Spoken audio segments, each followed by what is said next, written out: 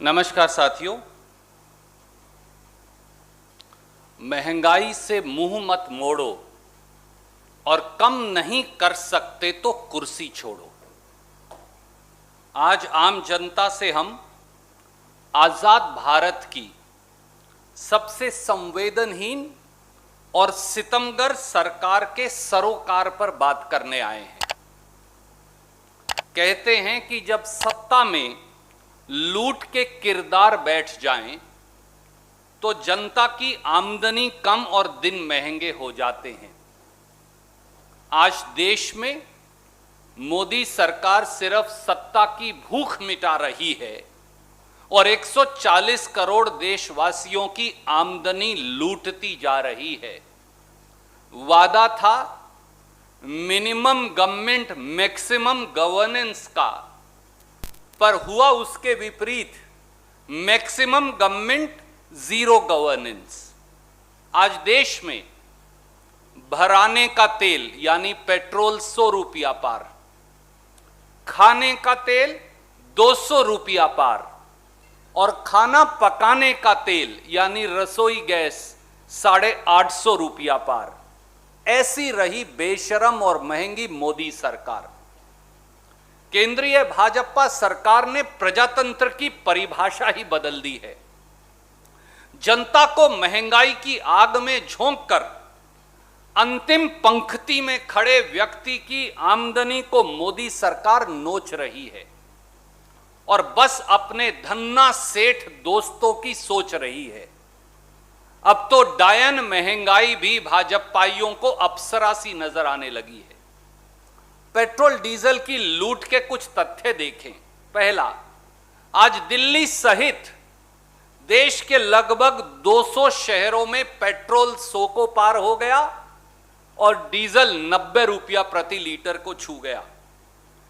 1 जनवरी 2021 से 7 जुलाई 2021 तक ही मोदी सरकार ने पेट्रोल डीजल की कीमतें 69 बार बढ़ाई हैं।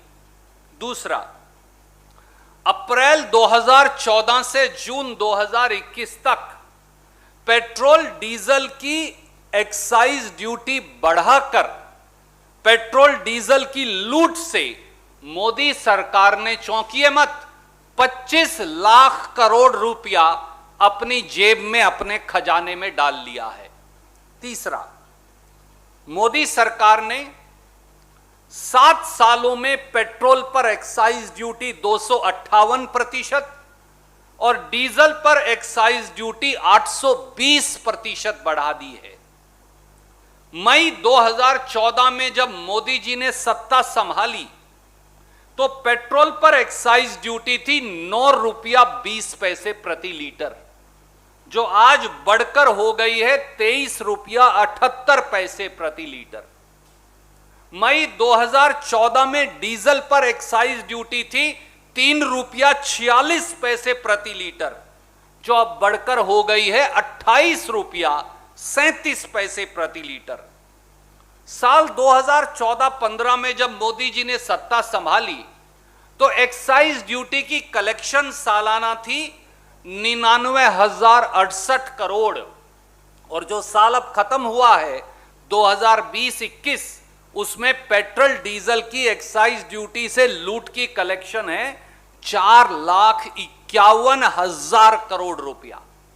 यह अंतर है साथियों। चौथा, अकेले कोरोना काल में ही, कोरोना की महामारी में जब लोग ऑक्सीजन के बगैर सांसें सिसक सिसक कर टूट रही थी, जब परिवारजन मर रहे थे, जब लोग मारे मारे अस्पताल के बेड के लिए फिर रहे थे, तो मोदी जी पेट्रोल और डीजल की एक्साइज ड्यूटी बढ़ा रहे थे।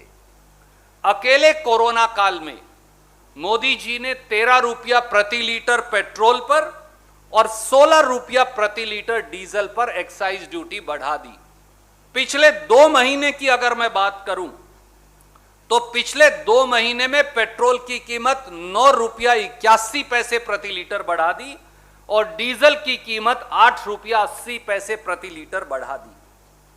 साथियों, एक बड़ी रुचिकर चीज आज मैं लेकर आया हूं।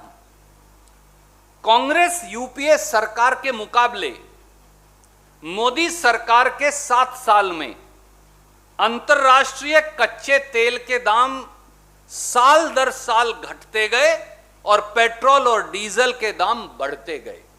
ये एक चार्ट है जो मैं आपको रिलीज कर रहा हूं 2010-11 से 2020-21 का।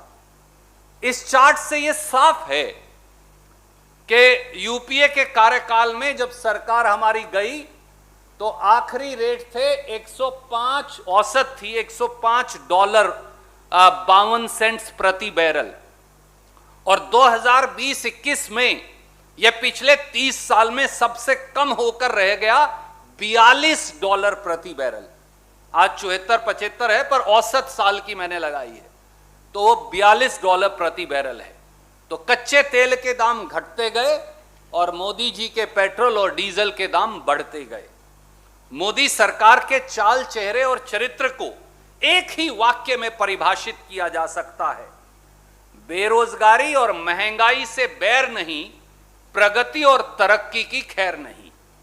और इसीलिए आज जब दिल्ली में 100 रुपया लीटर का आंकड़ा पहली बार आजादी के बाद पेट्रोल पार कर गया और डीजल देश में 73 साल में सबसे अधिक ऊंचाई पर 90 रुपया लीटर पहुंच गया, तो हम मोदी सरकार को यही कहेंगे कि कीमतें कम करो या कुर्सी खाली करो। कोई प्रश्न आप पूछना चाहें तो स्वागत है।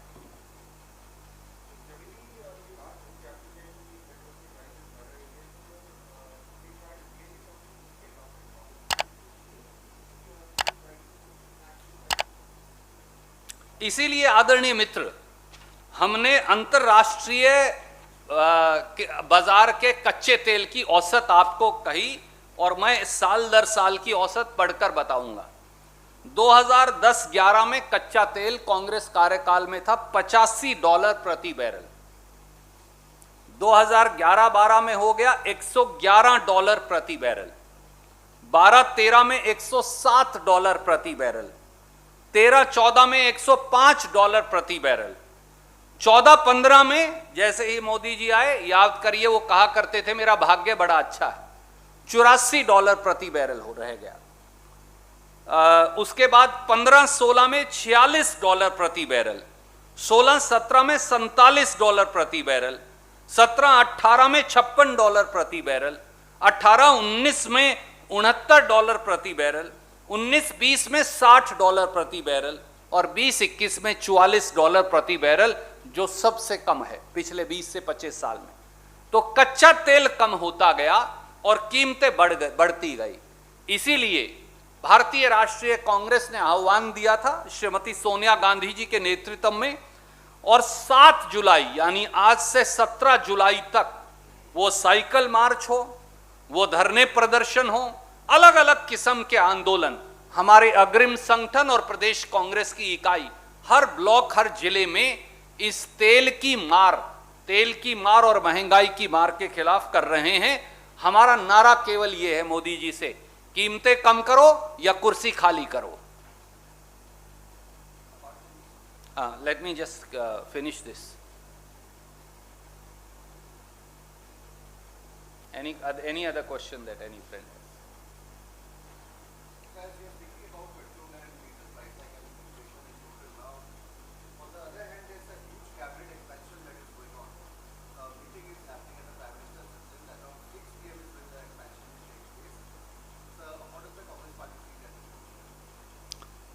आदरणीय साथी, ये मंत्रिमंडल का विस्तार नहीं, ये सत्ता की भूख का विस्तार है।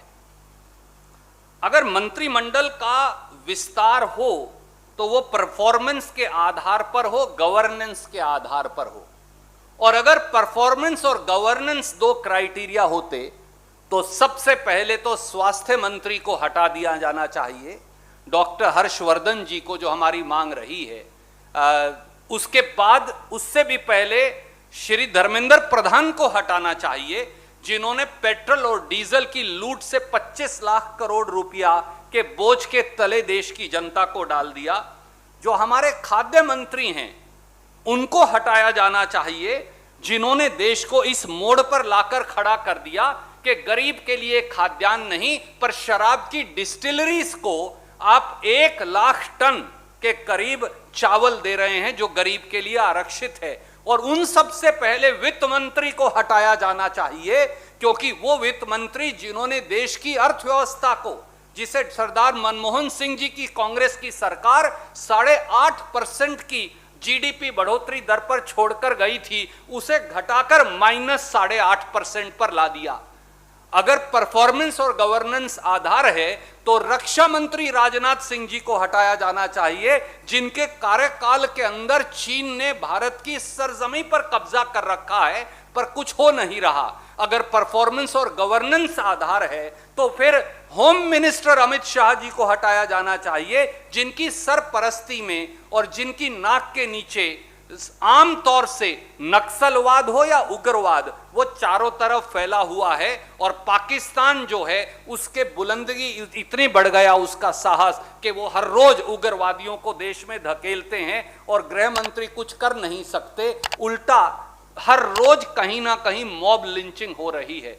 अगर परफॉर्मेंस और गवर्नेंस आधार है तो फिर प्रधानमंत्री को ही हटा दिया जाना चाहिए। सच्चाई ये है क्योंकि उन्होंने आपके समेत, प्रेस की आजादी के समेत, नॉर्थ कोरिया के और मिलिट्री शासकों के साथ आवाज दबाने में अगर किसी सरकार का आज नाम आता है तो वो मोदी सरकार को आता है। इसलिए साथियों, ये परफॉर्मेंस और गवर्नेंस नहीं, ये सत्ता की भूख का विस्तार है।